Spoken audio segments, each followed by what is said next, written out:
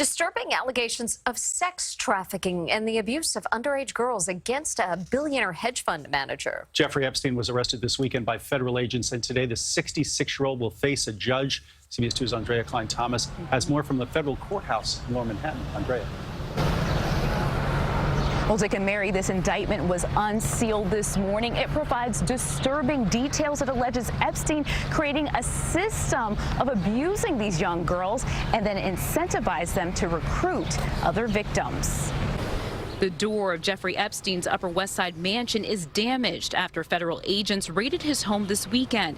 According to prosecutors, the billionaire hedge fund manager used this home and his Palm Beach estate for a sex trafficking ring of underage girls. According to the indictment, Epstein, quote, sexually exploited and abused dozens of minor girls. It goes on to say, quote, victims were initially recruited to provide massages that would become increasingly sexual in nature and would typically include one or more sex acts.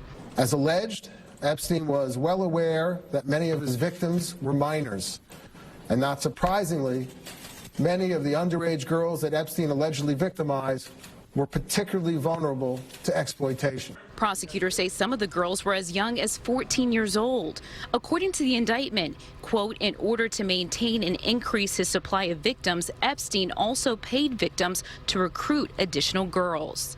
The girls were recruited in a variety of ways, usually by employees of Epstein and sometimes by fellow victims. The alleged incidents happened between 2002 and 2005. Some of the alleged victims were abused multiple times over the course of years. Now prosecutors fear there could be more.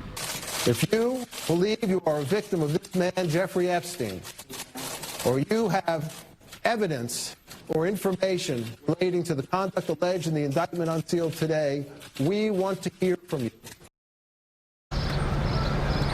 Now, Epstein is already a registered sex offender, and prosecutors say they're going to argue that he be held without bond when he faces a judge later this afternoon. Reporting live in Lower Manhattan, Andrea Cline-Thomas, CBS 2 News.